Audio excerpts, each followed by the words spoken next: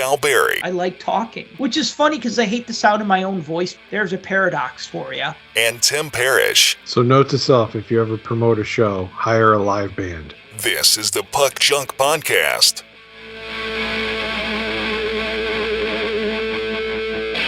Hello and welcome to the Puck Junk Hockey Podcast. I'm Sal Barry and with me is Tim Parrish. And today we're going to talk about my adventures at the 2022 Fall Sport Card Expo in Toronto. I've wanted to go to this show for about as long as I started collecting cards again around 2006. So about 15, 16 years. And I finally got to go. And I have a lot of thoughts. Mostly good thoughts, very happy thoughts. I had a great time. We'll talk about that. Tim, how you doing? I know you were watching a lot of the expo from afar, but how are things this week, this day? Well, it's still Monday, at least for a few more hours. So ask me again on Friday. I might have a completely different answer.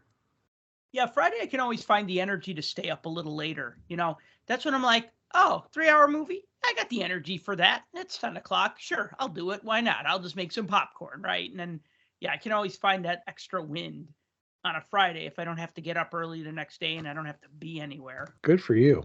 If I don't have rehearsal, I'm usually like passed out dead by 9 p.m. on a Friday. I know, So. You know, that's like the sign of like, well, no, that's the thing. I don't want to go to bed at 9 o'clock on Friday. I just don't necessarily want to go out. I don't want late. to either. I just end up falling asleep. And then I wake up the next morning at 6 a.m. going, it's Saturday. Why am I awake at 6 a.m.? And then I'm mad at myself. I just don't like it when there's like Sucks a hockey getting old. doubleheader and I'm like falling asleep during the third period of like a Kings Ducks game. And I'm like, but I want to see what happens. And I keep nodding off. I mean, this is a sign of getting old. I nodded off during a hockey game. I like fell asleep and it was about to go to the shootout. And then the next thing I know, I woke up and they're like, Kings won. And I'm like, oh, how did that happen? Sucks getting old. One thing, though, that's nice about getting old, especially if you play your cards right, pun intended and unintended at the same time, is that you have a little more disposable income and you could do things like fly to Toronto for a weekend, stay in a hotel, and go to a card show and spend money at said card show. Yeah, how which about I did. that? Yeah, I mean, I'll tell you this just right off the bat. I did not spend all the money I brought with me. And What? Now, I would have had no trouble spending all the money at the first table I saw or the second table I saw. Or I could have just gone to Plastic Man's table and bought like 3 things because he was there because this was in his backyard. Plastic Man was there. Plastic Man was there. For those of you who have not heard us talk about Plastic Man in the past, he is a dealer from Canada who has a lot of gorgeous hockey cards. But what he does is he puts them all out on the table and then he throws these big plastic tablecloths over them. And he comes to the Chicago shows all the time. He'll be at the National and he'll be at the Chicago Sports Spectacular. He always comes to those. And so over time, we started calling him Plastic Man because he puts plastic over everything. And he has like signs that say, do not lift the plastic or do not put your hands under the plastic to look at the cards, you know, so you have to ask for everything. And then he has to lift up the plastic sheet. Do not then, look like, at the plastic. Do not question Right. me about the plastic. Do not ask what the plastic is for. And do not taunt Happy Fun Ball. Yeah. But, you know, honestly, I didn't have a chance to look at his cards because, honestly, I could have used another day to be there. I went all day Thursday. Well, it was only 4 to 8 on Thursday.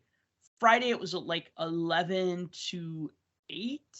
Saturday, it was 10 to 6.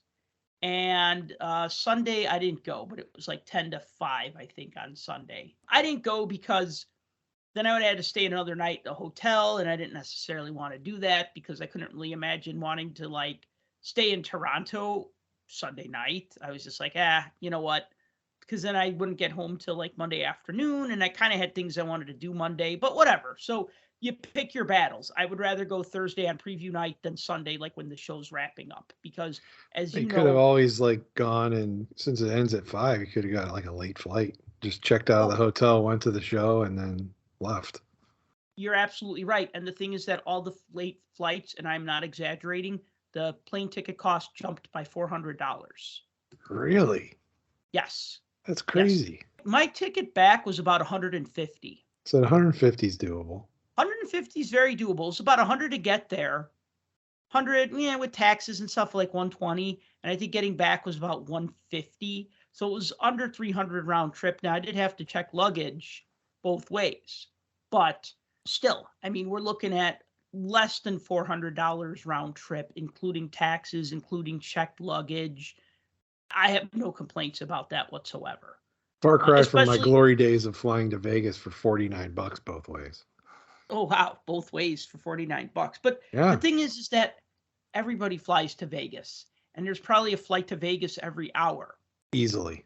Toronto, it's a little more every couple of hours. Like very frequently, I flew out at 7:30 on Thursday. I like taking that first thing in the morning kind of flight, because you got to get there 2 hours earlier for security stuff. And so I don't mind that. I like getting that first flight. The first flight never seems to get delayed. It's always like those afternoon flights where the 12 o'clock flight becomes a 2 o'clock flight. You know what I mean? Yeah. I've never flown to Canada before. I've only ever driven to Canada. And that was so long ago, you didn't used to need a passport. So now that you do, is it any different going through like TSA if you're flying internationally? Or is it the same? Oh, TSA is still TSA. You still got to remove your shoes and your belt unless you have like a pre-approval from TSA. You got to take out your laptop, which is something new. Usually my bag would just go through with my laptop computer. Now it's like they want your laptop and your cell phone, anything with batteries. It's got to be out there. Yeah, I mean, it's definitely more stringent if you're going international, or when you're coming back to the US, it's also more stringent. But Gotcha. Let's talk about the show. I just kind of go more or less in order, although I will say I had a lot of time to kill on Thursday. So I ended up going to a Tim Hortons because I had never been to a Tim Hortons.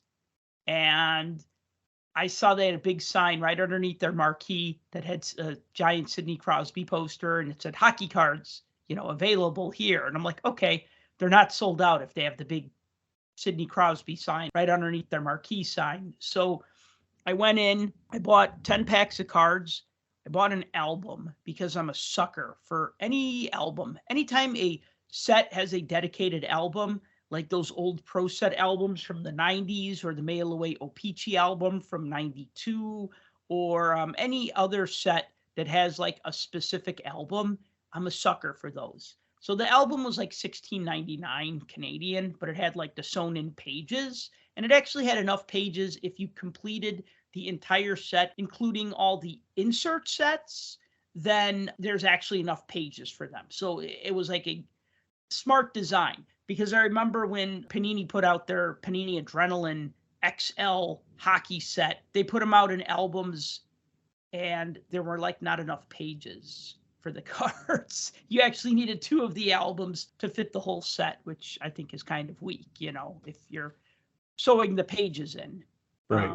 So I bought the 10 packs, I bought an album, I bought a coffee, and I bought something called the Toronto Maple Leaf Dream Donut, which was the worst pastry I ever had. I told this story. I did a panel discussion a couple days later. We'll talk about that. But dude, this was the worst. I only bought it because it had a Maple Leaf logo, and I'm like, oh, that would be fun to like photograph and put on Twitter or Instagram or Facebook or whatever, right? So I took pictures of it. And when I bit into it, I realized right away I had made a mistake, because it was like... Did it taste like maple? Is my question. No, that would have been cool. If it was a maple donut with like a maple leaf on it, that would have been perfect. It should taste like maple. They have something called the maple donut, and everybody's like, oh, you got to try the maple donut. It's really good. And they should make a maple leaf donut where they just paint on a maple leaf logo on it. And I think that'd be a lot of fun. The dream donut, if you can imagine, hot dog bun filled with whipped cream with vanilla frosting on top, and then sprinkles. Not coconut. I thought it was coconut, but nope, those were sprinkles. So it wasn't really a hot dog bun. It had a little sweet to it, but it was just not good. It was probably the worst thing I ate all weekend. Like worst as least tasty thing. That's hilarious. I find that story absolutely hilarious. Whether it's the hockey team or the donut, it still leaves a bad taste in your mouth. Yeah, it's disappointing. You had much bigger expectations, right? Than what you get is just like, it's terrible. You're looking at the lineup on paper and you're like, wow, this is a really good donut. Oh, but it tastes horrible. But you know what's funny though is that I should have eaten like a third of it and just thrown it out. I had an ex-girlfriend who pointed out to me, she's like, you always finish the food that we order even if you don't like it. I'm like, well, I paid for it. She's like, yeah, but you complained about every bite of that burrito. Just stop. Just throw it out. Eat something else. You know what I mean? And I was always taught to finish my plate. I kind of But then- carried that habit over into adulthood. So well, and there's a good reason for that. And you and I are of the same generation, and it's because our parents had parents who grew up in the Depression. yep. So they passed that down because that's the thing my grandmother would have said to her kids and that my mother would have said to me and my sister. So yeah, finish the food on your plate. So you're just like, I paid for this donut. I'm going to finish it or whatever the heck it was. This You're hot sitting dog there- bun filled with whipped cream. You'll sit there all night unless you finish this. There's starving kids in Africa. Good, send them this because I don't want to eat it. So the show started at 4. I got in line about 3:45 and I didn't get in until 4:15 because it's just like a typical first day of the show. Everybody's lined up to get in. And just because the show starts at 4 doesn't mean it really starts at 4. It means that the doors opened at 4. So unlike the National, where you could go and you could get your VIP package right away, and then you get in line, and then when they open the doors, you could just stampede in with everybody else. This show, it was kind of like the doors opened at 4, and then people came in, and then you showed them your proof of purchase, and then they gave you your VIP bag, and they put a wristband around your wrist. And it still gave you a lanyard, but they made you wear a wristband anyways. And it didn't even get you a beer. It was just like the wristband, they just saw that and the next day they would just let you in like early because they saw the pink wristband, which we weren't supposed to cut off. I said, hey, can I cut this off at the end of the night and get another one tomorrow? No, you're supposed to wear it all 3 days or all 4 days. I go, well, what about when I showered? They're like, Is it it waterproof? gets wet. Huh? Shower. You're at a card show. Nobody showers. That's why I Don't shower. be ridiculous. No, dude, I have to be the exemplar because I do not want to contribute to the fanboy funk, as we used to call it when we'd go to Comic Cons in the 90s and 2000s. It's a good word for it. Good Fanboy phrase funk. for it. Yes. Well, you know what, though? These are a lot of adults, and they tend to be cleanlier. Not always, but more so than the 20 to 30-ish fanboy. But anyway, I got there. I went to the upper deck booth to talk to somebody that I knew and to get a raffle ticket. And they're like, oh, we're not giving out raffle tickets until right before the raffle. And I'm like, okay. Then I ran over to the main stage because they were doing a giveaway. And I'm like, ooh, I want to win something at the main stage giveaway. And by the time I got there, the giveaway was over. And it was only like 4:38 or something. And I'm like, Really? yeah. Then I go Weird. back to the upper deck booth. There were so few people on the Thursday. I'll give you my little award-winning strategy here. If you're going to do any sort of raffle, do it on the first day because there's not a lot of people. So I won. I think almost everybody won something because I think there was like 20 people standing around. Friday, I went to the upper deck raffle and it was like shoulder to shoulder, 10 layers deep around their stage. So I didn't win anything. So the first day is always a good day for a raffle because your odds are much higher. So, I won a box of AHL hockey cards. I did a little shopping, which was nice because there was time to do it because it wasn't that crowded. Because it seems like most of the people that came for Friday, Saturday, Sunday. You could buy a 3-day pass. You could buy a 4-day pass. I bought the 4-day pass, even though I was not go Sunday, but I was going to go Thursday, and that was the only way to get in on Thursday. So I'm glad I went the first day. I felt like 4 hours wasn't long enough, though. I kind of almost wanted it to be a little longer. But promoters have their reasons for that sort of thing. I know, like, when the Chicago Sports Spectacular, on the first day, they usually go 1 to 8 or something. Or even, like, the National on the first day, they go, like, 3 to 8. But I think VIPs get in at 2 or something. I might have those times wrong. You get the idea. It's a little bit longer than 4 hours. Right. Especially when the first half an hour is just you waiting to get your pass. Yeah. How are the lines in general for each day getting in? Are they pretty deep? I mean, I did see some pictures, and I always try to compare that to the National because for a hockey collector, that would be our National. So it's like I look at the look at the lines of people and I try to compare them. And the last few years at the National, they've been like a glut of people when the doors open. But these looked a lot more spaced out and kind of organized, sort of. So I don't know if that's just a Canada thing or what. So the first day, there was a pretty long line going around the building to get in. But I feel like once we all get in, everybody spread out so it didn't feel crowded. Okay. The second day, I thought the show started at 1. Even though I made a little itinerary that had all my dates and times and things that I needed to remember, including the address of the hotel, my flight time to and from Toronto, et cetera, et cetera. And I wrote down on Friday that the show started at 11. And I go, that can't be right. 11 to 8? No, it's probably 1 to 8, right? But then my phone chirped at 11 and it said, welcome to day 2 of the expo. And I'm like, what? So I grabbed an Uber and I was there by say 11:15, 11:20. I think VIPs could get in 15 minutes early, so they could get in at 10:45. I got there 11:15 and I just walked right in. So whatever, you know what I mean? I almost feel like if you try to get in early, you're going to get in, you could wait in line for an hour and get in at 11:05, or you could show up at 11:20 like I did and just walk in. Yeah. So at what point is it worth it? And then Saturday, I got a ride with my friends, Paul and Diane. They're from Ohio. They're hockey dealers. They're big hockey fans. So they were there to buy. I've known them for about 15 years, ever since I started collecting cards again. I'd always visit their booth, buy from them, got to know them really well. They were always at the Blackhawks convention. So, just an example of the great friends that you make from the hobby. And so they're like, oh, yeah, we'll pick you up from the hotel. You're right on the way from our hotel. So they picked me up and we're sitting in their van and we're talking. This was Saturday, so it would have been 9:45.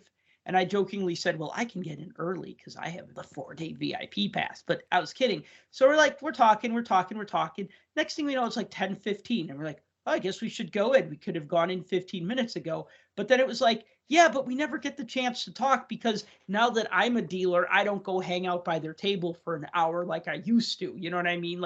When you have those friends that are dealers and you just go, oh, have a seat, sit down, have something to drink, and now it's that I'm a dealer too.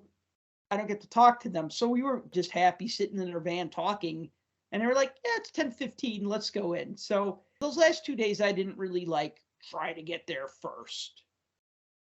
Yeah. I know some people do that because they want to get the best deal. They want to get the rookie card. They want to get the whatever.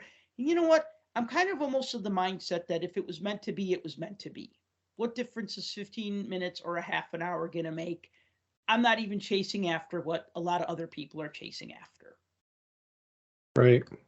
And I would think that around here, but up there, I don't know. I'd be too afraid everybody's going after the same stuff.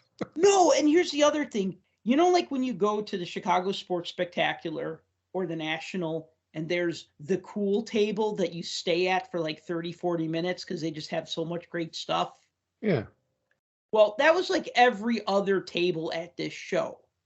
And the other table, the one that wasn't necessarily a cool table, was still cool. It was just wow, look at that. 3 tables of autographed hockey pucks. I don't really collect autographed hockey pucks, but wow. Oh, yes. Wow, look at that. All these old game use jerseys. Those are out of my price range, but wow. It's still cool to look at.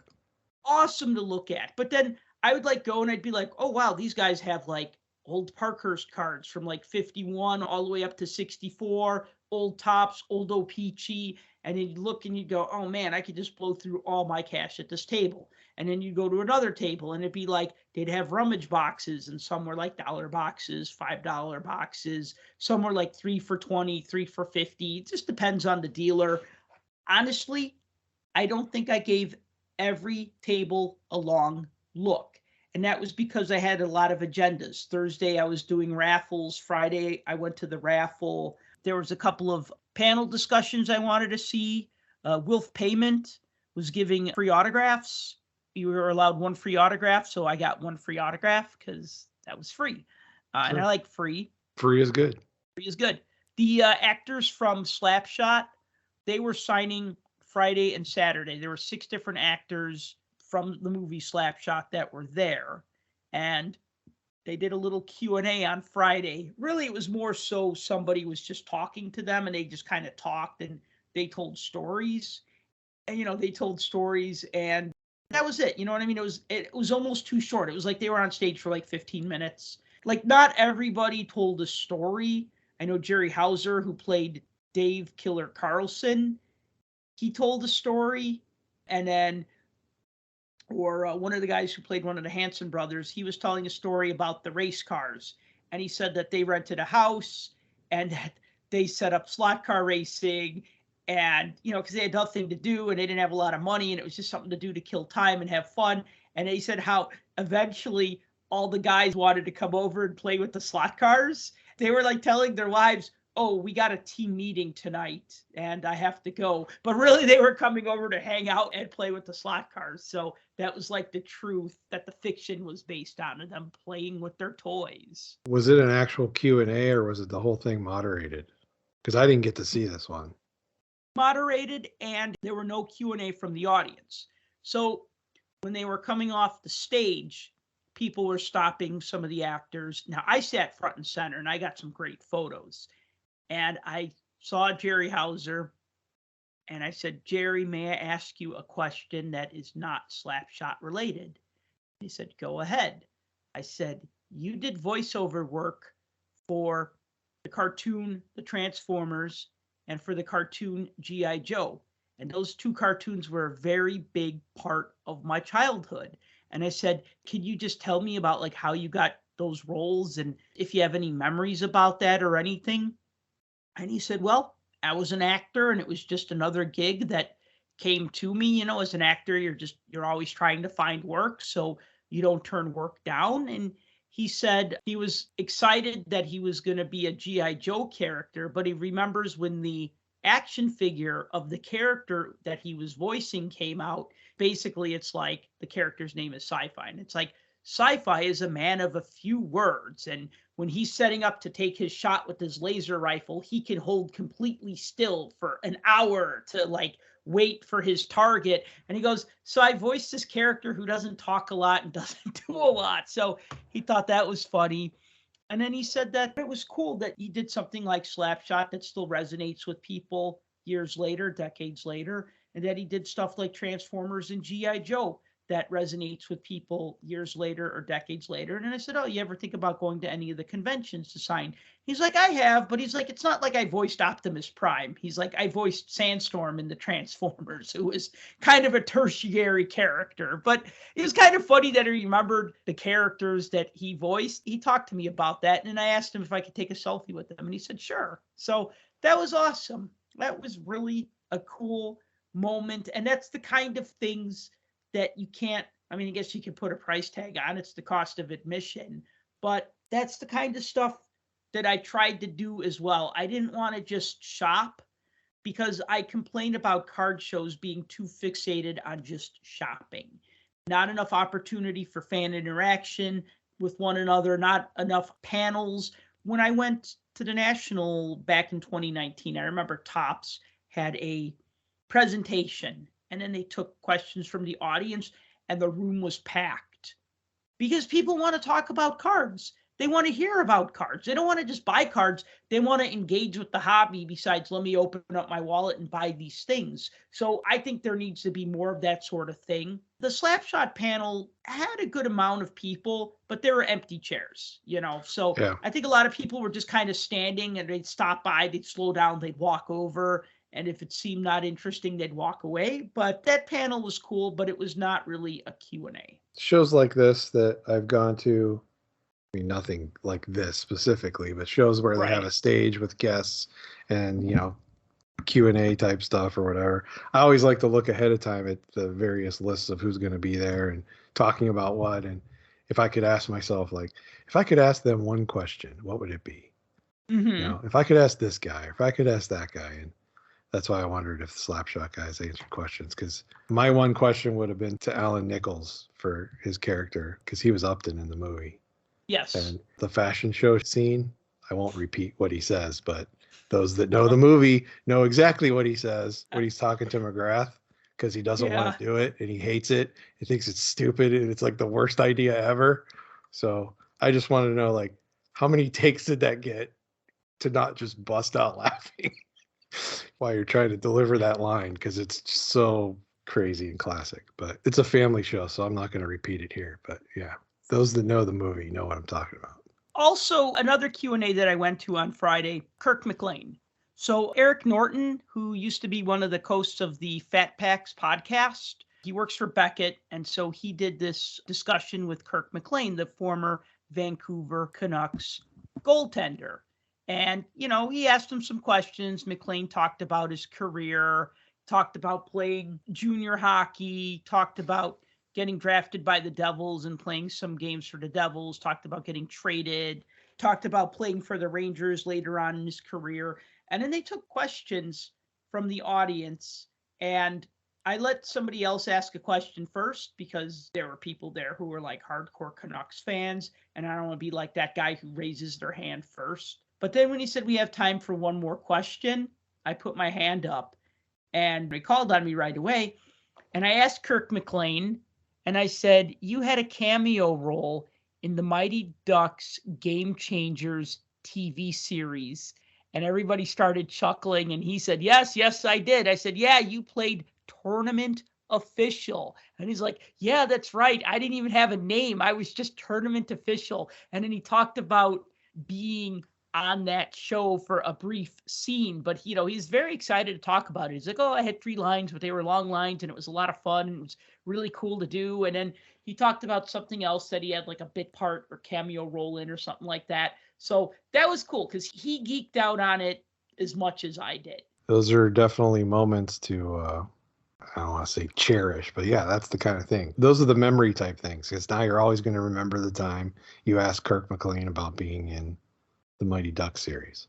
Yeah, but he enjoyed talking about it. The 2 guys that I asked questions of, I kind of asked them kind of off the wall questions that had nothing to do with the reason why they were there, but they still enjoyed talking about it. And by the way, Eric still does the pod. It's just not called Fat Packs anymore. I think it's called Beckett Live. And gotcha. It's not as frequent as it used to be. Thank you for clarifying. Yeah. People move around so much in the hobby. They move from one thing to the next, so it's hard to keep track.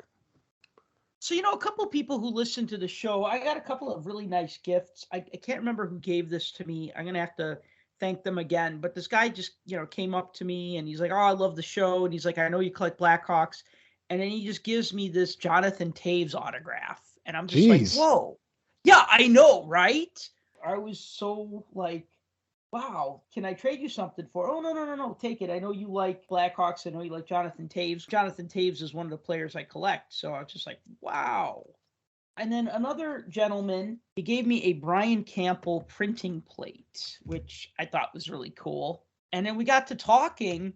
We know that Herb Carnegie was inducted into the Hockey Hall of Fame this weekend, a Black Canadian man who played senior professional hockey. He was teammates with Jean Beliveau, but because he was Black, he wasn't allowed to play in the NHL. There was another player around that time named Larry Kwong who played 1 minute for the Rangers. He was of Chinese heritage. And so this listener who gave me that Brian Campbell card, he also gave me a Larry Kwong autograph. And this is something I've been looking for a long time. So I was so grateful about this because I was just like, those cards that you're always looking for and they just always seem to be outside of your price range. When they do show up, they almost never show up. Well, this is one of them. I honestly didn't even know they made in the game had a autograph of him. That's from Heroes and Prospects, right? Yeah, and they also did one of Herb Carnegie.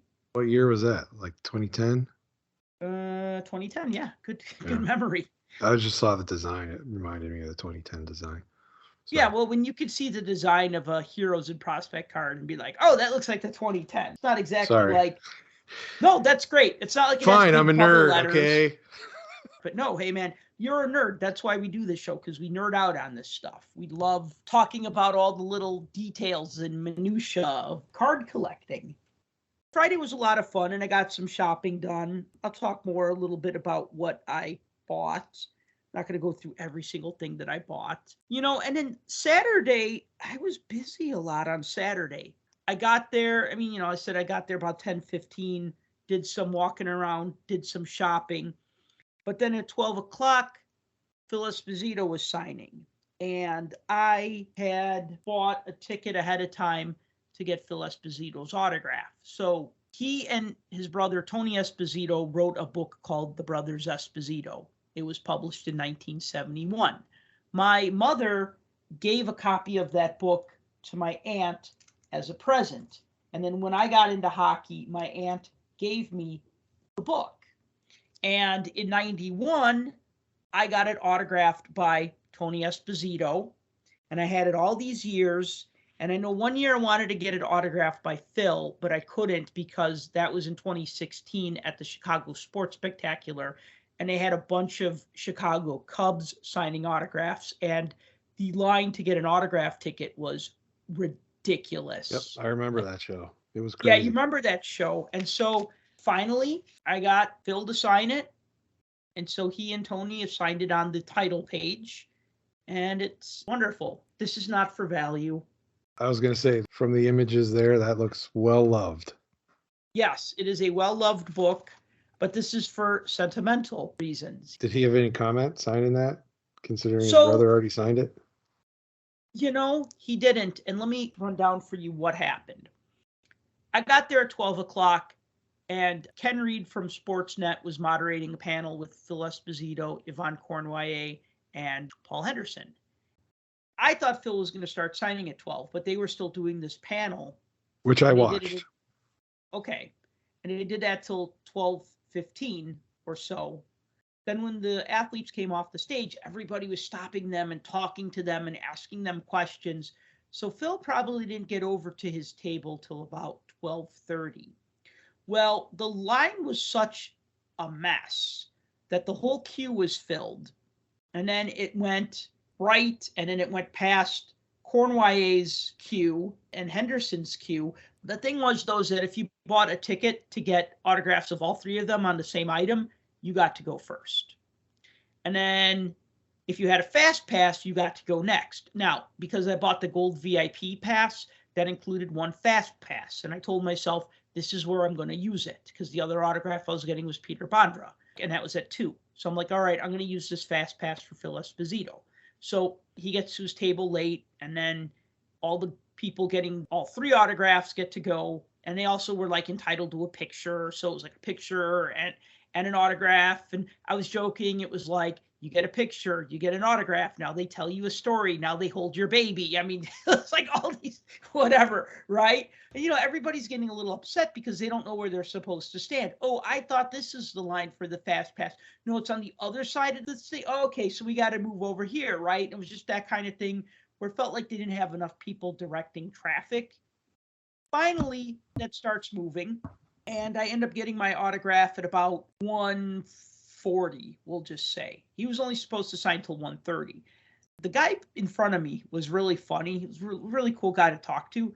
He was getting 4 things signed, and they charge you extra for inscriptions, and you could get up to 3 inscriptions. He was getting 4 things signed, and he got like 3 inscriptions on each thing. These were like big 16 by 20 photos. And then he's like, oh, can you sign it with this gold pen here, but then sign this with blue over here? And can you write this? And he's like, okay, we're going to do another one, exact same inscriptions. And he'd repeat. And, I told the guy before we got up there, I leaned into him and I said, dude, we waited this long. Take your time. Make sure you get it right. I was going to be like, no, really. If you're paying a lot of money to get autographs, you want to make sure that it's right. You know what I mean? Yeah. Because then he also said to me, he said, oh, can you take my picture with Phil? And I said, I don't really think that's a good idea, because this line is backed up. And then there's the other line, the non-speed pass people, the regular line. But when we got to the front, the guy was like, no photos. They're like, okay. So the dude gets his autographs.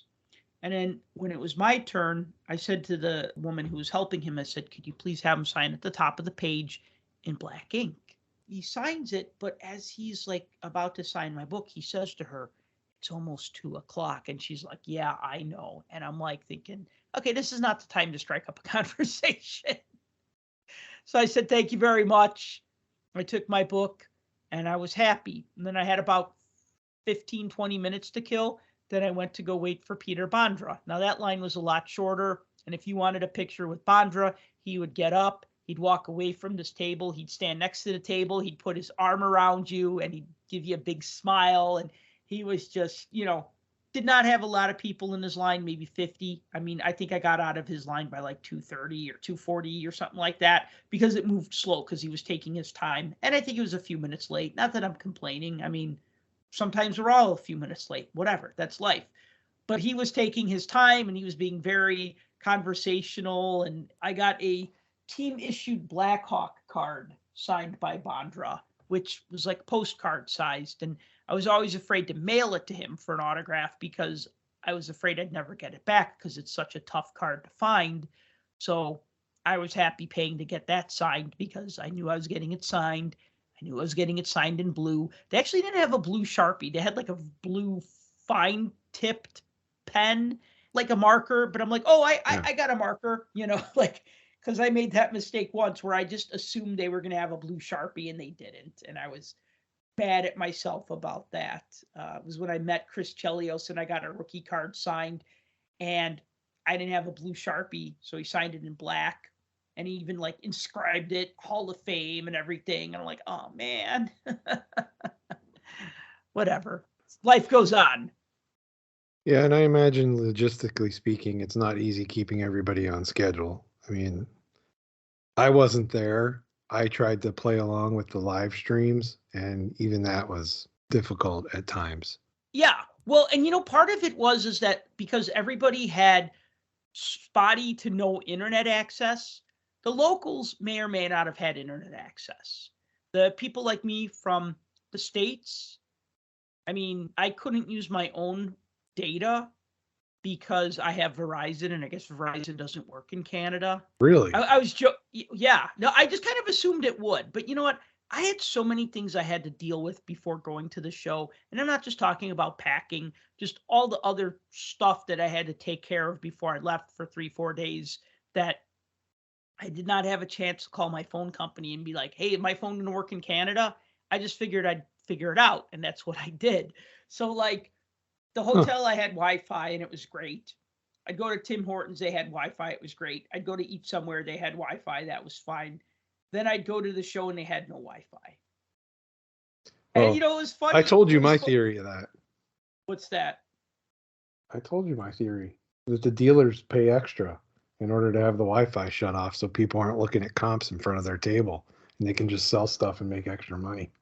Well, that's kind of like what it was like for me when I was selling at the National in Atlantic City. I had fine signal. I was able to comp things. I was able to look at things online, check my email, whatever, which was funny because at that hotel, the hotel had like the worst Wi-Fi ever, where like a page would start to load and then after 30 seconds, it would just freeze. But at the convention center, I was actually catching up on my email that morning, like before the show opened. So yeah, it was kind of funny as a dealer. I was like, yeah, I don't mind if people can't comp the cards because absolutely they want the $100 card for $97 because the last one sold for $98.50 or whatever, right? So it gets a little ridiculous. Now, as a buyer, it kind of shot me in the foot a little bit because I'll tell everybody here, I was texting Tim a lot, and Tim, thank you for your help. In the moment, it was almost like the Matrix when it was like Morpheus would be like, Tank, I need the schematics for the building, including the electrical grid. And then Tank would be like, okay, coming up in 30 seconds, right? And then Morpheus would have that information. Or like when Trinity was like, Tank, I need operations on how to pilot a helicopter. And then like 10 seconds later, she'd know how to do it, right? That's what I was like. I was like, Tim, I need a comp on a 2019 Ultimate Collection Carter Hart autograph, right? I had no problem doing that, but then the first time I didn't realize it was like an all-encompassing, like the data's not working. So I sent you a screenshot and it never went through because it was a picture and it wouldn't load. So then I was like, oh, maybe I should just send the text. And that worked. So. And then I'd get back to my hotel and in my phone would be like, bing, bing, bing, bloop, bloop, bloop, bing, bing, bing, with all the pictures and the tweets and the replies and the Facebook messages and DMs and stuff. My phone would like blow up as soon as I'd like walk into a restaurant or get back to the hotel. So I'm telling you, that was strategic. Those dealers, they are in cahoots. You know what, though? I mean, the one thing I did was I printed a hard copy of my want list, and then I made sure that all my lists were downloaded to my phone because I just assumed that the Wi-Fi wasn't going to work. And then what I did was I wrote down quick comps for the 30 Parkhurst cards I was looking for from 1963-64. Actually, I just used the online price guide.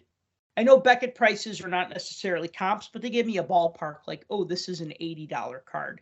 Oh, this is a common card. You know what I mean? If Beckett says that this is a common card that sells for 10 to 20, but then a dealer is selling that card for $40, I have a feeling that their price is a little high. And I'm not going to pay $40 for a common player, especially when I'd go to another table and somebody'd have that same card for $15. Maybe not in as good a shape as the other one, but you get my idea. It just gives you that benchmark to just kind of know where it's at. I feel like with people who comp things with their phones, they're always trying to get it for cheaper than whatever it's sold for. Unless they're trying to sell you something, then they're trying to get you to pay them what it sold for. Does that kind of sound like a biased but fair analysis? I mean, I follow what you're saying. Everybody's looking for a deal. It's buy low, sell high, and it's coming from both ends. And you can't both have it that way. The dealer's not going to get it that way. The buyer's not going to get it that way. You got to come up with some kind of compromise. And you know me, I've said for years, the people that walk into these shows and they think that you should automatically get eBay pricing at an in-person show, I think is silly and baseless. But I get it. Absolutely. I understand. Absolutely. I understand, but it's just the people that don't think and you don't look at the bigger picture. But we could have a whole show about that. People forget that eBay, you're going to be adding sales tax and shipping.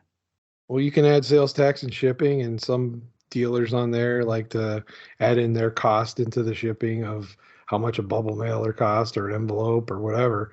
Fine. But you're at a show. Okay, you're at a show, you're in person, the card's there, you can take it with you right now. And this guy on the other side of the table or girl, whoever it is, spent X number of dollars for their table and how much time and all the other stuff. So it's a totally different expense and it's a totally different marketplace. They're not the same. One dealer that had some cards and they were like 3 for $50, but one caught my eye and it was like $20 each or 3 for $50. And I'm like, okay, 20 or 3 for $50. All right, I'll look. And then I found like 10 other cards that I really wanted. So I ended up buying 12 cards, spending $200 at his table. I was happy with the cards that I bought. But later on, I came back and he had a Sidney Crosby Beehive rookie with the red border. Mm-hmm. And I said, what do you want for it? It's like $125. I said, all right, let me think about it. I came back to his table later and I said, respectfully, may I ask if you would accept $100 for this card? And I said, and before you say no, and I was going to say, I just spent $200 an hour ago at your table. He cut me off. He said, yes. He's like, that's fine. I got it in a lot and I'm happy with that. Thank you. You know what I mean? He was just like super cool about it. I said, oh, and I did spend $200 at your table earlier. He goes, no, I remember you. Yeah. So he's just like, hey, here you go. Thank you for coming back and making another purchase from my table. And you know what? A lot of people were very friendly and willing to work. But you know what? Later on, I comped that Crosby card and it was anywhere from like 60 to 100. So you know what? I gave him the high end on it, but I was happy with paying that because it's Sidney freaking Crosby and it's a red bordered Beehive parallel. I mean, I could have been like, oh, I could have gotten it for $60 on eBay. Yeah, $60 plus shipping, then plus tax on the cost of the card and shipping. So 60 becomes 70, 75. And is the person going to ship it to you? And did you win it in an auction? And if you did win it in an auction and it wasn't what the guy wanted, is he going to cancel the sale on you? And yeah. This is true. You know what? I never even thought about that. Oh, I think about this stuff all the time. I just assumed that if I win a $100 card for $70, they're going to honor my bid. Yeah, not in this world we live in. No, really? really. Okay, that's good to know. That's good to be warned about. But you know what? Honestly, like I said, that just felt like the right price to me. I'm not hating you for it. No, but see, that's the other thing too. Like I bought a bunch of Parkhurst cards from a guy, and I just said, "What could you do for me on these cards?" And he said, "I could sell them to you for this. Is that okay?" I said, "Yeah, that's awesome. Thank you." I couldn't get the money out of my wallet fast enough. Oh, by the way, Canadian money's weird. It's all different colors. It's like Monopoly money. Their $100 bills are like yellow, orange. Their $50 bills are pink. Their $20 are green like Monopoly. Their $10 bills are purple. Their $5 bills are blue, again, like Monopoly. And then their $1 and $2 currency are coins. Yeah, loonies and toonies. Loonies and toonies. So it's funny because I was paying one dealer, I think I owed him like $6. And I had like a 5, and then I reached into my pocket and I just showed him this change and I said, "All right, which of these is worth $1?" And he goes, "Wait, you're American?" I'm like, "Yeah." He's like, "Oh, well then just pay me $5 American instead of 6 Canadian." I'm like, "There you go, dude." And then I bought some other stuff from him and I'm like, "Hey, I'll pay US cash." He's like, "Oh, okay, then this much." And then another guy that I made a purchase from at trade night, which I'll talk about in a bit, he was actually from Chicago and he knows the podcast. Actually, he and his dad were there. He was a young man in his late 20s, and his dad, who was also a big card collector. So I paid him US cash because it's just like, why would I give you Canadian cash if you just need to convert it back? I brought US money, and that was a good idea. I brought a lot of Canadian money, but I didn't spend everything. And I brought US money. Most of that I didn't spend, but it was good to have options. Yeah. Oh, and then you know what? Another thing that took up time, I had a panel discussion from 4:15 to 5 on Saturday. It was about hockey collecting. So it was myself. It was this dude by the name of Brendan, aka Coach Co, who does a show called Cardboard Coaches, and then the guys from the Hockey Card Gong Show podcast. So we had 3 Americans and a Canadian talking about hockey card collecting. And we tried to keep it light and fun, and I mean, maybe a little not so light, but we didn't want to focus on like this card is worth this much and this card is worth that much. And if you want to make money in cards, you should do this, because there are probably like 4 or 5 other panels that more or less did that. Would you agree with that assessment? That talked about what cards were priced and how to invest. Yes, they were all pretty much focused on that when they were talking about the hobby. Those were nauseating to me. I said to the guys, I said, "Hey, let's not talk about that. Let's talk about collecting. Let's share some stories. 3 of us are American. Let's talk about what it's like for us Americans to collect hockey cards south of the border." You know what I mean? And like we talked about like what we thought was exciting about what players were going to be exciting to collect and stuff like that. We weren't even talking about like what they're going to be worth, just like what players are standing out to us now. So it was a lot of fun. It was fun. I mean, that's my ego talking. But you know what? I mean, I do a podcast. I'm also a teacher. I talk a lot. I like talking, which is funny because I hate the sound of my own voice, but I like talking. So there's a paradox for you. But it was a fun panel, and I'm glad I got to be a part of it because, like I said, there should be more stuff about this. And you know what? Honestly, they maybe had 20 chairs set up and maybe 10 people were in the chairs. Maybe 15. 4 of them were there because of me. In fact, one guy from Edmonton, Claudio Martir, he's the guy who runs the website NHLHockeyStickers.com, which buys and sells hockey stickers. He was wearing the Puck Junk shirts. I was giving out Puck Junk shirts. I'll say this real quick. When I give out my business card that looks like a Pro Set trading card in the US, most people look at it and go, "Oh, this is cool. It looks like a trading card." When I give that same business card out in Canada, they go, "Whoa, this is awesome. It looks like a 1990 Pro Set card." Not only do they get it, but it hits them right in the feels. You know what I mean? In like a good way. Whereas like in the US, it's like, "Oh, how trite. It looks like a hockey card. Ha ha ha." And in Canada, it's like, "Oh my God, no way." I love Context Pro makes Set. a difference. It absolutely does make a difference. Yeah. So, I mean, I was passing those out. And then when people like, one guy actually came up to me, he's like, "Hey, Sal, nice to meet you. I'd like a t-shirt." So your little prompting people on Twitter worked. I was that, trying, man. I was trying to promote it, saying, "Hey, somebody go find Sal, get a T-shirt." So I don't know how well, I many. I gave don't know how many you gave out, but hopefully it was more than 2 or 3. it was 8 pounds of t-shirts. You gave out 8 pounds. I know this because my luggage, my check-on bag weighed 48 pounds. Wasn't just t-shirts in my luggage, in my checked bag.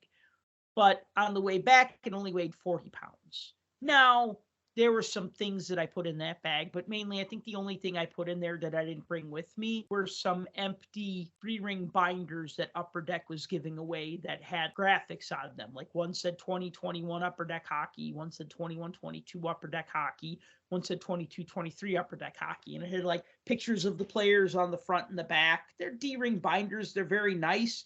I kind of wish I grabbed more of them, but that was another thing I had to really think hard about was how much stuff am I bringing back?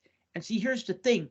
It was definitely a case of my eyes being bigger than my stomach. And by my stomach, I mean my backpack, my gym bag, which was like a big gym bag, but small enough to be brought on the plane with me and fit in the overhead compartment, but really like hitting that maximum size in all dimensions, especially when I stuff it to the gills.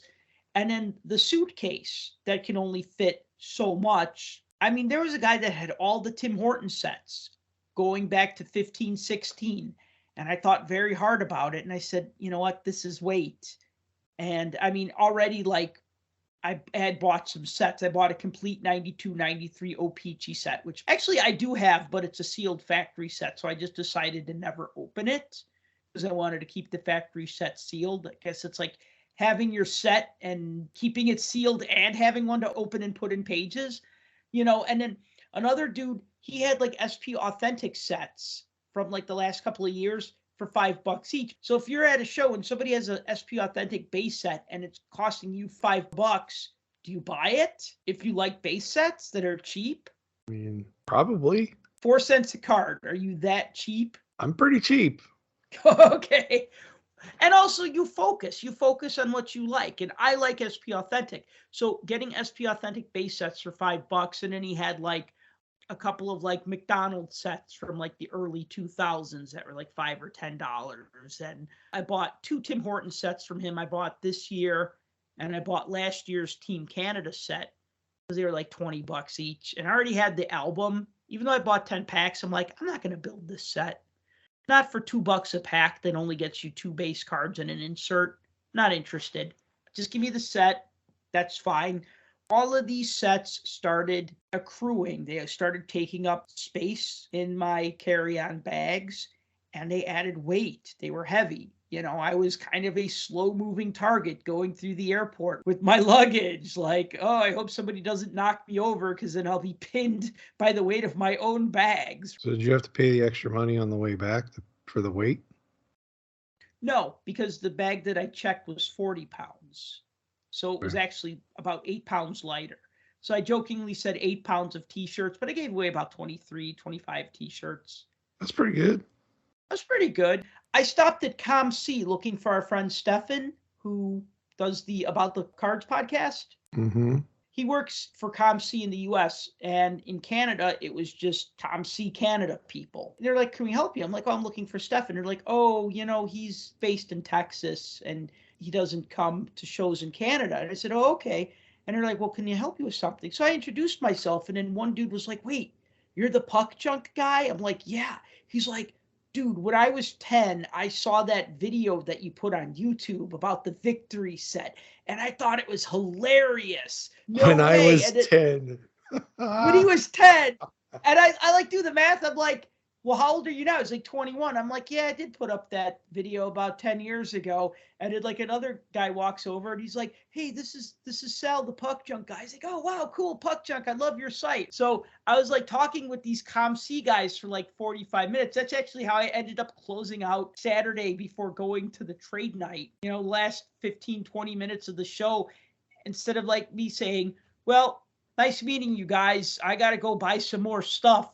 we just stood around for like 45 minutes and talked about cards and stuff. It was awesome. Because, of course, the people that work for ComC are going to like cards. And the people who work for ComC Canada are going to like hockey cards. So I almost wish I did more of that. Like, I talked with people, I talked with Mikey Singer. I talked with Steve Menzie. I talked with Jeff at Upper Deck. I talked to the two gentlemen named Barry and Miguel at ComC. I did talk to people, and that's why I like going to shows like every single day I can, because I want to have that time to stand and talk to people and get to know them. That guy who gave me that Larry Kwong autograph, we sat and we talked for like a half an hour. It was awesome to just have the time to do that. I felt like I didn't have enough time to shop, but that's okay, because I'm going to go back in May when they do the Spring Expo, and it's not just about shopping. I say I want to have these other interactions. And the thing is that because I've been more or less exclusively a dealer these past 2 years, I haven't really had a chance to enjoy a card show other than like a one-day hotel type show. So I really loved talking to people. I loved going to the panels. Even like waiting in line for autographs, you start shooting the shit with people, and it's a lot of fun, because you get to know people. Because I always ask people, oh, what are you getting signed, right? And then they have a story about the thing that they're getting signed, and then you just hear all this great stuff. It's so much fun. I had a super fun time at the show. 10 out of 10. Despite the Wi-Fi, I still give it a 10, or lack of Wi-Fi. Once you give it a 10, you can't go any higher than that. So unless you're Nigel, then you can go to 11. But... Right. Like one thing I like, this was such a little thing, but one thing that I noticed on Saturday, and I think they did this on Saturday, I don't think they did it on Friday, but in one of the halls, there were two halls, right? There were two halls and then like a little connecting hallway. Well, it was a big connecting hallway. Basically, if you were going from one to the other, it was like a couple minutes. And it always seemed that like either I needed to be at the main stage, which was at the end of one hall, or I needed to be at the dealer area where like Upper Deck was doing their raffles and stuff like that. And that was all at the end of the other hall. And then like in the middle, they called it like the connector. But even in the connector, there were like tables on both sides. And I know in like the one hall that didn't have the main stage, they had music playing, but it wasn't like super loud. It was just like rock music, but it was like fun, upbeat, not too like heavy or too loud. And it actually felt very enjoyable. It almost had like a festival feeling to it. Whereas, like you've been to enough Chicago sports spectaculars or nationals where it's just that crowd noise, that convention crowd noise, you know what I mean? And it can almost become kind of, I don't want to say deafening. What's the word I'm looking for? It just feels very like after a while where you just kind of need to get away from it. You know what I'm talking about? It's a droning buzz is what it is. That's it. Yes. And it just goes on and on and on, and you have to walk away from it after a while. So that's one of the things I was going to ask. You've been to the National in Atlantic City. You've been to the National in Chicago. As far as like attendance wise, you were there probably on the biggest attended days, Friday and Saturday. I've been to nationals before where you could easily walk around. Of course, those are more recent ones with the pandemic and everything. But previously, in all the years of going, there's been days where you couldn't even move down some of the aisles. There were so many people at some of these shows. Was it like that there? It was kind of crowded on Friday and Saturday. Yes, there was definitely where like you couldn't get into a table because there were just people all around it. And see, the only reason why I asked that, I've seen a lot of pictures from the floor from the various days, and most of the pictures that I see are all, it looks like there's a lot of room to move. And so I was like, it made me wonder if it had the same kind of, for lack of a better word, glut of people. So yeah, it's good to know that they're well attended, regardless of where they're at, whether it's in the United States or Canada or wherever. I even saw pictures of a card show over in Europe, this past weekend that people were posting online. It looked jam-packed with people. Mm-hmm. So obviously the hobby is doing well, regardless of what little niche you find yourself in. And I think that's proven with more of these shows that they have and the more people that keep going to them and attending them. So anyways, I liked the music that they put in, that it kind of felt more almost like not an outdoor festival, but it kind of felt more like a festival. You know what I mean? It felt very like, I don't know. It was nice. It felt happy. Does that make sense? Like, it felt like I was in my happy place because I was buy hockey cards and I was buying hockey cards and I was with other hockey fans and hockey fanatics and hockey collectors. But then there was also this music that just kind of made the room feel nice. I liked it. I know I'm going on and on about this, but it was so different. And I think that's what I appreciate when they do these things to make it more fun. So note to self, if you ever promote a show, hire a live band. And it's funny too, because like you run into people. Like I shared an elevator ride with Pete Mahavlich.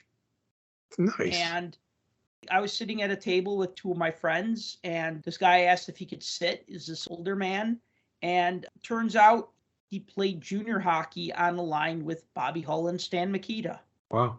Yeah, so I said to him, I'm like, oh, you were on the Teepees. He's like, yeah, you knew that. I'm like, oh, yeah, St. Catherine's Teepees was a junior team. And, we talked, and he talked about, like, many years ago, they had a photo of the three of them playing for St. Catherine's. And, like, he was signing the photo, but, like, everybody knew who Bobby was and who Stan was. But they're like, who the hell's this guy, right? Because he didn't play in the NHL. He ended up going to play in Europe in the 60s. But, just talking to him, that was cool. And then I'm like, having breakfast in like the hotel restaurant, and like two of the dudes who play the Hanson brothers were down there having breakfast. It's like you've died and gone to hockey heaven. Pretty much, man. I mean, it was fun. Honestly, really my only complaint was the lack of Wi-Fi, because they told us download the app so that you'd get notifications about things. But I got all of those notifications when I got home. Then it'd be like, now signing Theoren Fleury, now signing Kirk McLean. You know what I mean? So like all of the notifications that the app was sending me, I'd get them when I got back to the hotel. Can I make a comment about the old app? So I have the app as well, and I have the notifications turned on because my goal was to take a gander at all of the different things going on at the main stage, because that was supposed to be part of the app. Lo and behold, that once the events all started and they were broadcasting live from the stages, the app didn't work. In fact, the app never worked the entire weekend. So it was kind of pointless to download from my phone.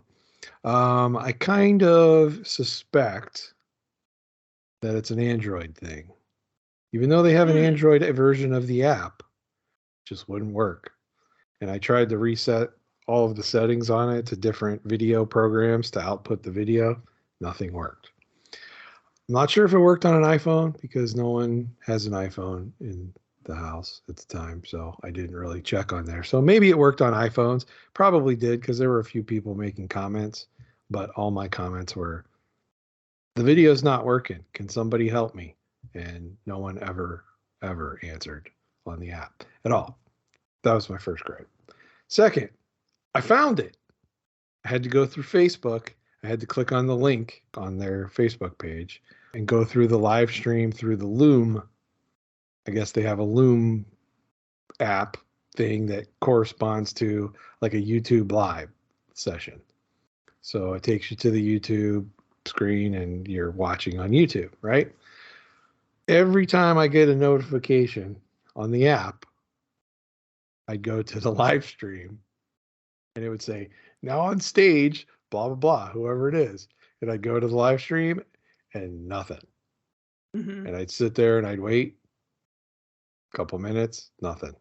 10 minutes, 15 minutes sometimes, nothing. So by the time the feeds would actually load, I'm guessing they were after the fact.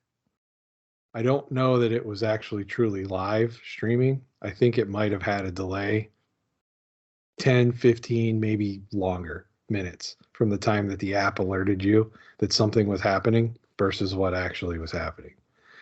I was also getting the notifications for when people were signing. So if I'm getting notifications that somebody's on the stage and then I go to the live stream and no one's on the stage and it's sitting for 10 minutes, 15 minutes, or maybe longer, I'm thinking I'm still getting notifications that people are signing autographs. Well, so are the people in the place. And if people are having a hard time getting actual notifications and data and accessing the internet, if you're getting notifications and it's 10 minutes after the fact, 15 minutes after the fact and you bought an autograph ticket and you should have been in line already. I mean, hopefully they were making announcements in the place and you weren't just relying on the app to notify you of things, because if somebody's coming up to sign, they send out the notification, and because of data packet issues and stuff, people aren't getting those notifications until 15 minutes later. That's an issue. Friday, they were not announcing when people were signing, and Saturday they were. Okay. So there's your answer. Because I mean, on Friday, I said, well, it's nice they're not shouting out every 10 minutes like in Chicago or at like a national, now signing yeah. tickets 1 through 30 for Cecil Fielder or whatever, right? So they didn't do that Friday, but on Saturday, they would say now signing on the main stage, they're in Fleury. Yeah, you're Yes. walking the floor, you're talking to people, you're engaged in stuff, you're looking at stuff to buy, everything else. Not everybody's digging for their phones every 5 seconds to see if they're getting an alert about something going on. So having those announcements obviously helps internally. But me as an outsider looking in, I wasn't concerned about who was signing because obviously I'm not there.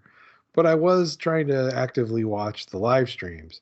And it was so weird because you'd look at the schedule and you'd be like, okay, it's 2:00, 1:00 my time, and I'm sitting here and there's no one on the stage.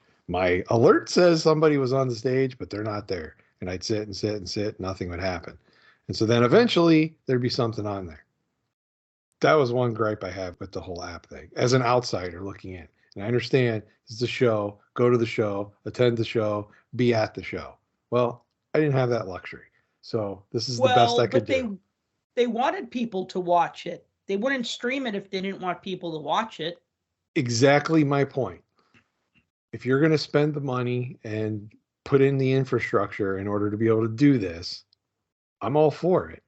But make it work out the kinks, use the Wednesday day, the preview day, or Wednesday or Thursday or whatever to work out all the kinks in it so that you know that it's going to function correctly.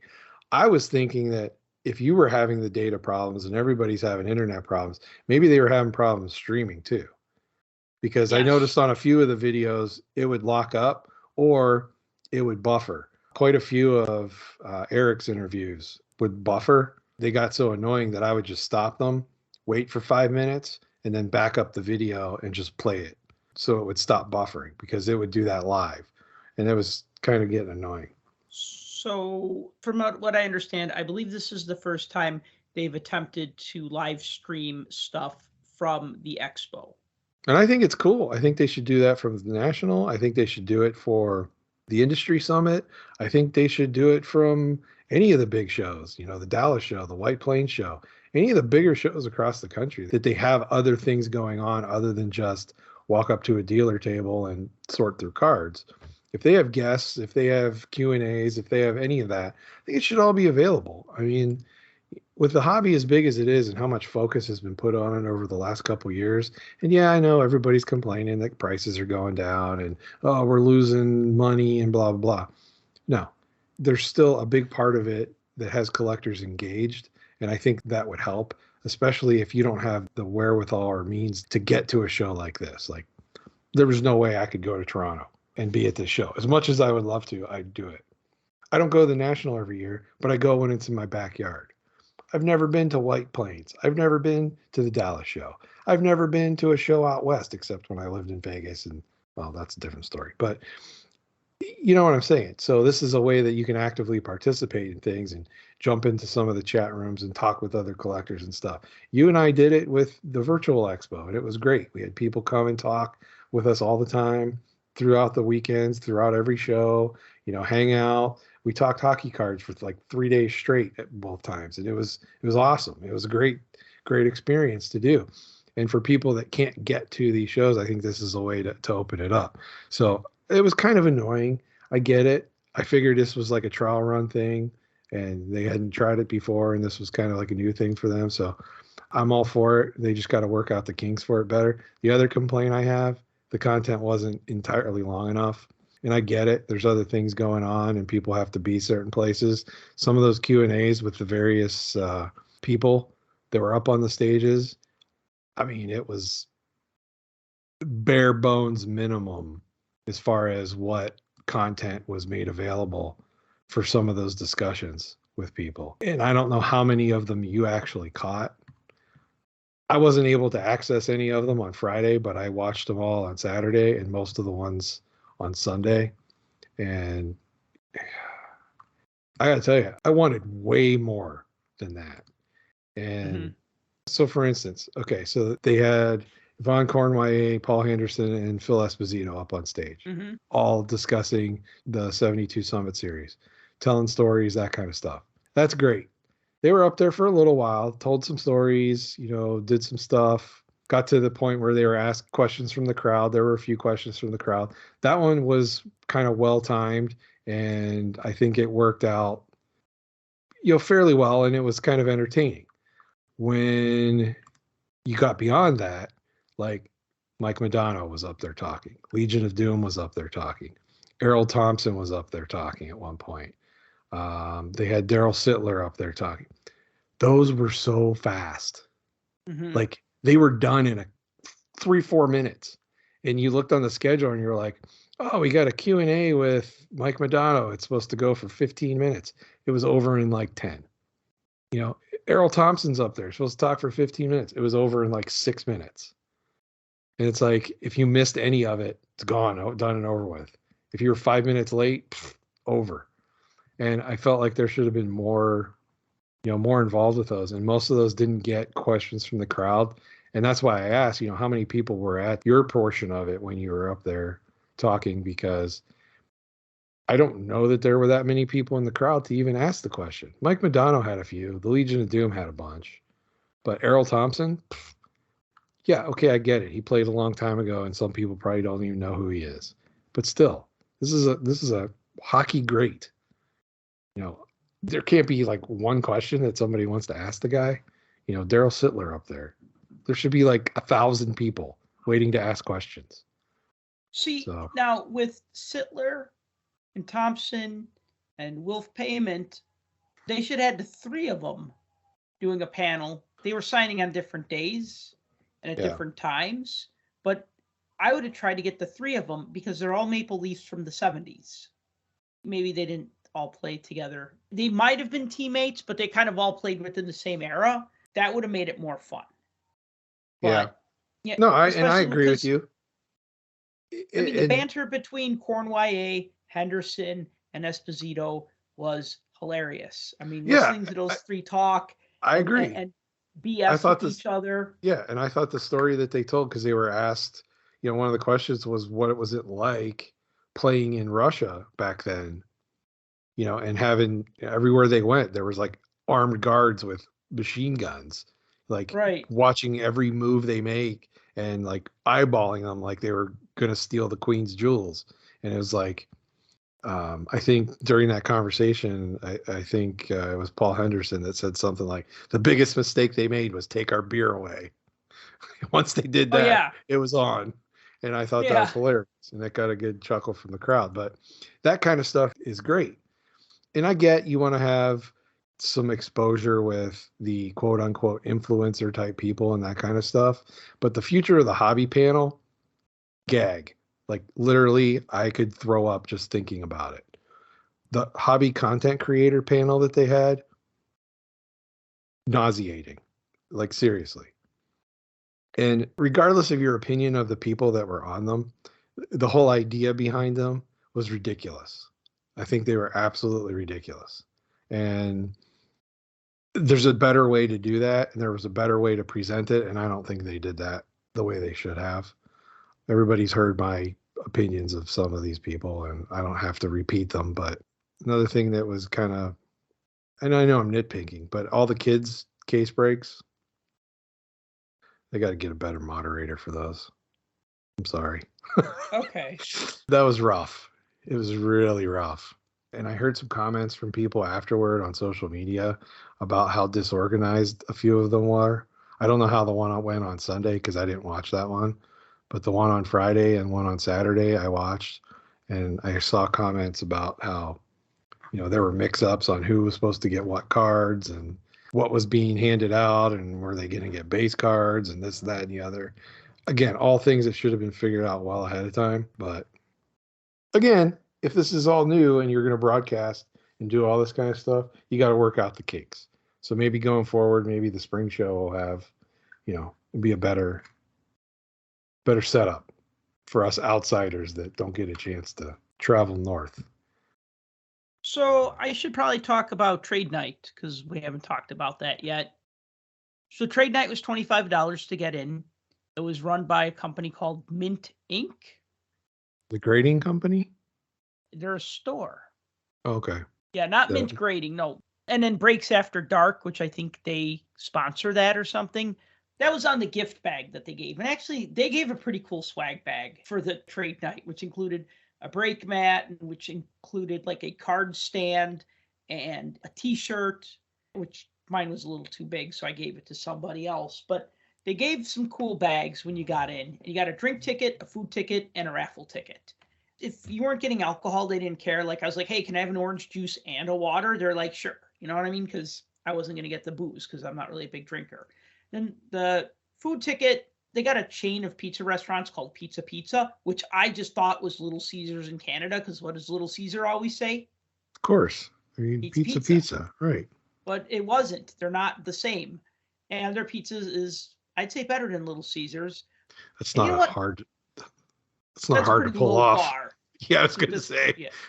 We're aiming way down here now. Yeah, right, exactly. But you know what? They're like, you only get one slice of pizza with your ticket. But then after everybody had pizza, then they just didn't care. Like once everybody got a slice, then they didn't care if you came up and got seconds or thirds or whatever. And they had a DJ playing, and it was not annoying. It actually made the room feel fun and festive. It wasn't just that din of crowd noise. I got to tell you, man, music really helps these things. Because that din of music helps everything. It does. It really does. And you know that because you're a musician. That's right. So they had the lights dimmed just a little bit, but it wasn't like you couldn't see anything. It wasn't like dark in there. It wasn't like they were trying to do shit with like lights and smoke machines and stuff. It was just like there was music playing. The lights were a little bit sedated, but still bright enough that you could see everything very well. I guess the lights weren't overwhelming. It didn't feel like a bright ballroom where you just walk in and you're just like, everything's so bright. It felt nice. It was comfortable. The food was good. There was drink. There was music. Everybody was super friendly. They had tables out. They had long tables that already had tablecloths on them. And then they had like the high cocktail tables that were round. So some people set up their cards on the big, tall, round tables. I wanted to sit because I had a long day. So I found a couple of nice guys from Toronto who were taking up half a table. And I'm like, hey, can I use that other half of the table? They're like, oh, yeah, man, no problem. Right. So I sat down and I threw out my cards. And I only made 3 trades. I made 2 trades with one person and 1 trade with another person. It was like everybody who put their cards out on the table, so to speak, didn't want to walk around to other tables. They kind of expected everybody else to come to them. And then you had people with their cases in their hands walking around.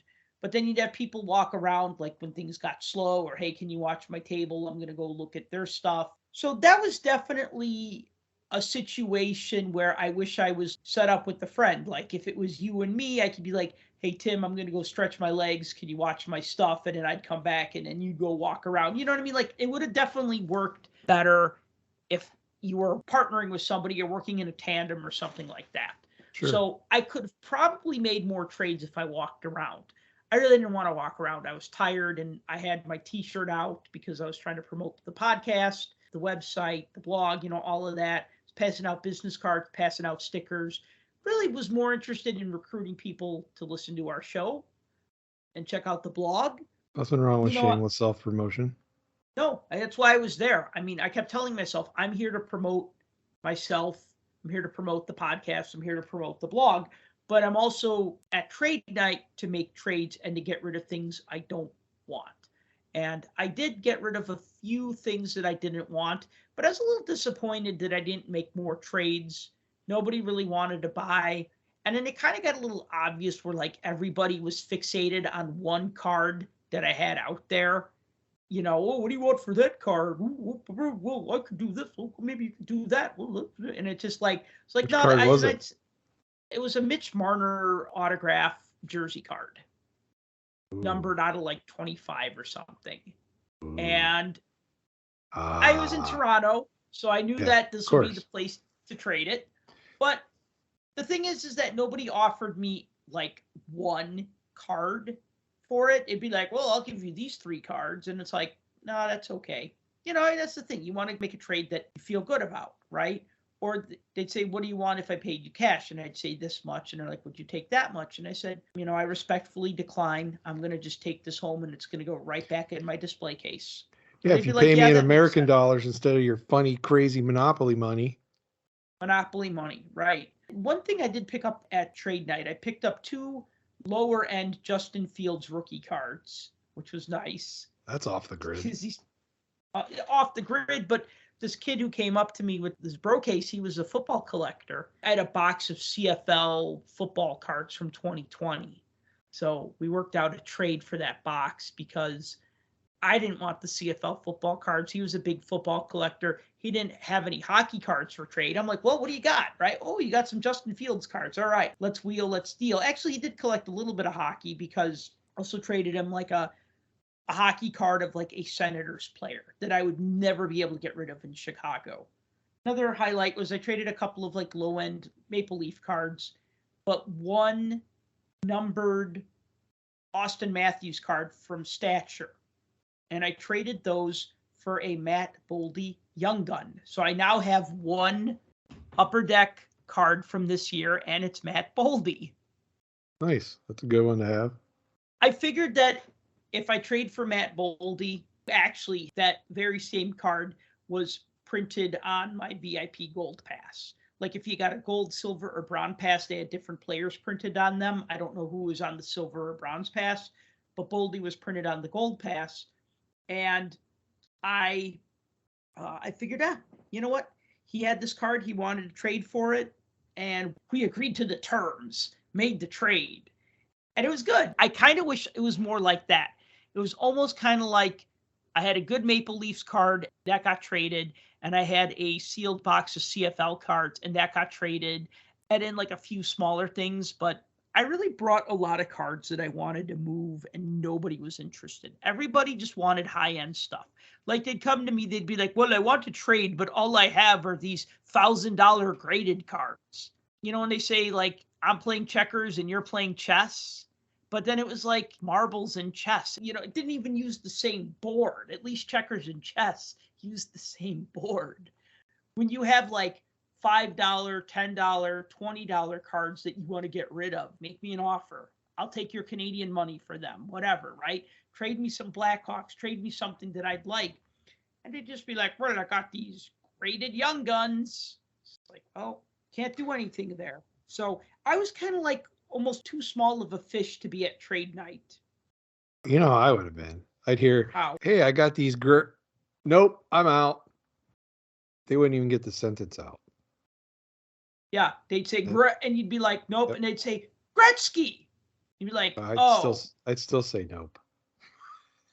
They were saying Grizzlick. Yeah. Oh, they were saying definitely. Gunsel. Yeah. Every half an hour they were doing a raffle. Like the second or third time they called out numbers, I won. So they're like 885, 885. And then I just go, yes. And then everybody starts laughing. And then I run up to the stage and I'm like, yeah. Like, because some people, like, they'd win a raffle prize and they just kind of walk up and people kind of like half-heartedly clap. So I like ran up there screaming and everybody's like cracking up. And then he's like, you win a box of 2021 SP Authentic. And he hands it to me. And I like drop to my knees and I hold it above my head like the Stanley Cup. And like people are cracking up. And then I get up and then I start to run away. And then the guy with the microphone's like, wait, come back. You won another prize. And then I came back and then he gave me this other prize, which I ended up getting rid of because it was too big to take on the plane. It was a 20 by 24 picture of William Nylander. It was like a composite of like different photos and it was autographed and it looked nice, but A, it's William Nylander. B, it's a Maple Leafs player. C, I don't care. D, it's too big to bring back on the plane. And E, who am I going to sell it to in Chicago? And so F, I was just like, I don't care because you can't emphasize that part enough. Well, you know what? Here's the thing. Yes, they were in Toronto, but they were giving out those big prints because they came in these giant mailer boxes, like flat wide, long boxes.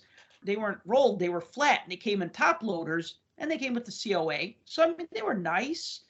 And I guess if you're in Toronto, you give away Toronto stuff. But, like, they gave away so many of those. I'm surprised they just didn't pass them out to everybody in the room. Everybody had one of those big white envelopes at the end of the night, it seemed. But you know what? Don't look a gift horse in the mouth, right? It was free. It was a prize. Even if I didn't win a raffle prize, $25 for trade night was a lot of fun. You got a lot of fun, quirky things in the gift bag. You had the opportunity to like trade with other people. There was food, there was drink, there was music. It was a nice environment. It was 3 hours long. They provided the tables and the chairs. I thought it was great. Yeah, it sounds great. I'm jealous. I'm trying to hold back my jealousy because I don't like you very much right now. But don't like cool. me. Yeah, oh, because I'm jealous. It's all my jealous rage that's pent up inside, and I'm swallowing down to the depths of my knees.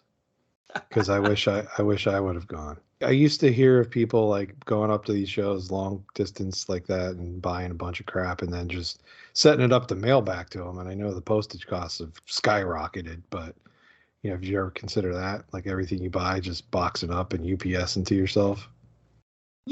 Maybe on a future date, and maybe if I was leaving on a weekday and not on a Sunday. Yeah. But you know what? The first time you go somewhere and you do something like this, you're going to make mistakes. I mean, mistake number one, I had a typo on my plane ticket that I didn't realize till the night before. And so I had to get to the airport extra early and get that fixed. And that mistake cost me $90 to fix. Jeez. Yeah, because they're like, well, you're flying international, so they won't let you into Canada if your name on your passport doesn't match your boarding pass.